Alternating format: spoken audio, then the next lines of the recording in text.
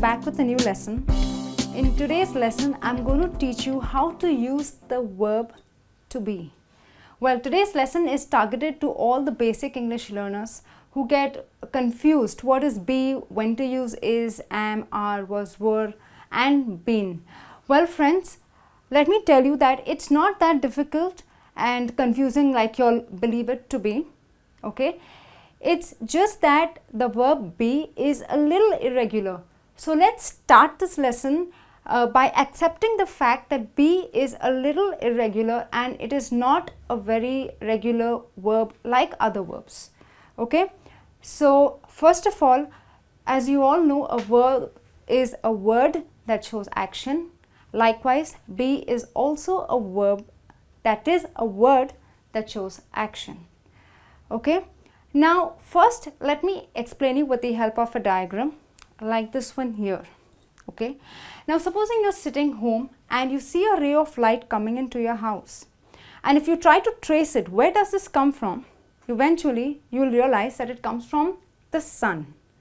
So the sun is a body and its rays are spread throughout. So if a ray of light enters your home and if you trace it, you'll know it's coming from the sun. Similarly, I'm going to explain you this verb be with the help of a diagram that looks like a sun. Okay, now let be the sun and these are its rays.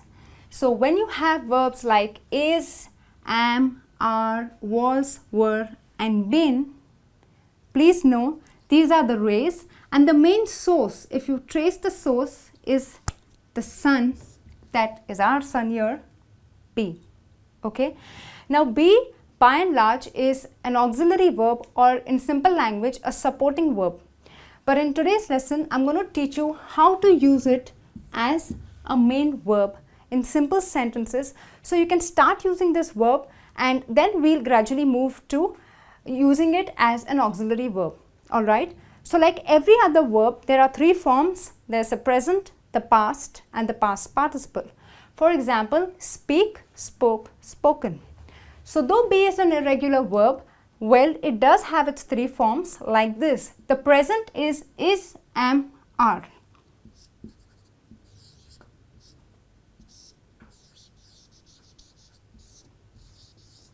Okay, so you have I am, you are, he, she, it is, we are, and they are. Fine. Is and am are singular verbs. Are is a plural verb. Okay, so is, am, are, present, that's your first form of the verb be. The second form, that is past, that's was and were. Where a lot of people pronounce this as where, it's not where, it's were. Okay, so this was is a singular verb, were is used for plural, it's a plural verb. Alright, and the past participle, like spoken is the past participle of speak, been is the past participle of the verb be. So in today's lesson, let's just keep it simple. I'm not going to be dealing with been, it's just going to be is, am, are, was, were, used as the main verb in a sentence. Alright. Okay, so now let's take a look at how be is used as the main verb in simple sentences. Now when you want to indicate a position or a relation vis-a-vis someone in the family, you use is, am, are, was, were, or will be as the main verb. In my first example, Jenny is my sister. Okay, now why is the main verb here? That's because it is the only verb. There are no other verbs in the sentence. So when is, am, are, was, were is used, is the only verb or is the only verb existing in the sentence, it becomes the main verb. So please remember, today we are going to learn only how to use be as the main verb in the sentence and not as an auxiliary verb. Okay, so when you talk about a position or in relation to your work or family, you use the verb be. In my next example, John will be an engineer next year. So in the first sentence, this is the present because she is your sister. Here it is used as the future. Now why be after will? Well, even when you say John will speak to you, Okay, we say will speak. So will with the present form of the verb. In this case, like I said, it's a little irregular. So after will, it will always will be, you use be. Okay, you cannot say John will is an engineer. It is will be. With the original form of the root be, you always use will be. Alright, so when you want to use it in the future, you will always say will. This is a supporting verb here that indicates future, and be is your main verb. Alright, now the next condition, to express qualities about someone. So when you want to describe someone, or when you want to speak about someone's qualities, you use the verb be as the main verb. So for example, she is a beautiful girl. Alright, so she is a beautiful girl. This is in the present. This is the main verb. It is the only verb in the sentence. So she is a beautiful girl. Beautiful is the adjective, or rather bringing out the quality of the noun girl. So she is a beautiful girl. Now a lot of people get confused and say, why can't we use she has a beautiful girl? Well, see, has and have are verbs that indicate, are used when you want to possess something. So when you say she has a beautiful girl, means probably my friend has a beautiful daughter. So she has a beautiful girl. But that she has, she possesses. But when you want to say the person is beautiful, you say she is a beautiful girl to bring out the quality. Alright. In my next example, they are intelligent. Now they is plural, we are indicating a group of people. So you use a plural verb are. They are intelligent.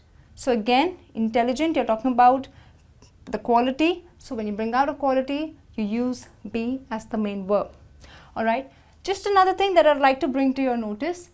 When we use be as the main verb, or the only verb in the sentence, and when you want to ask a question, it's very simple. All you need to do is place it before your subject like this.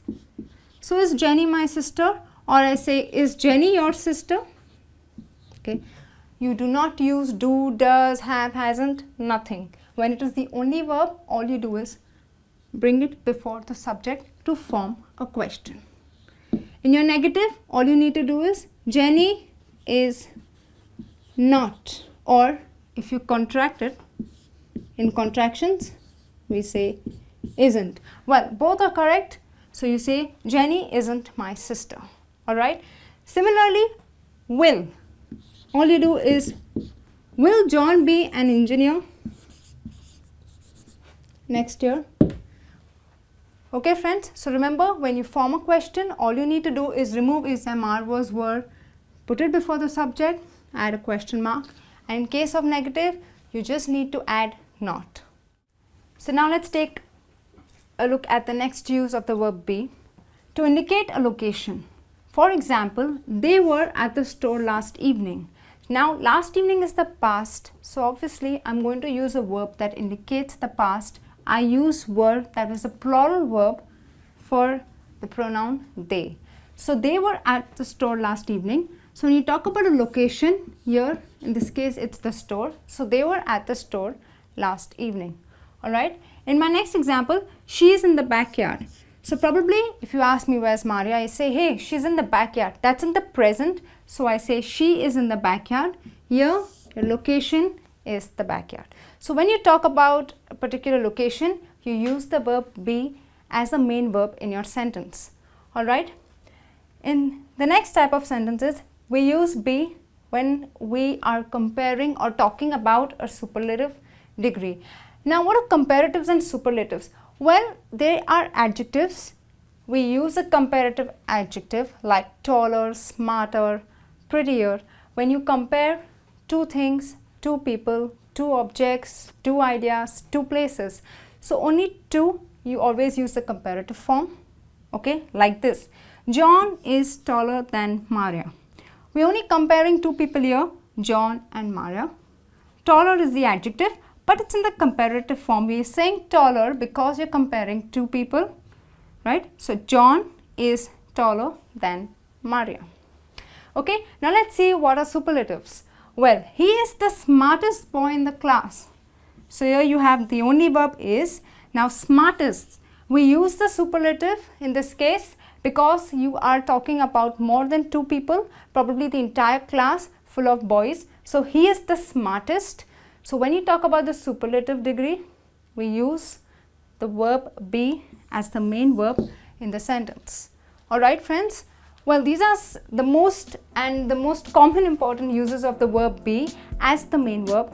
I hope you find this lesson useful. I'm sure a lot of your confusion is now going to get clear.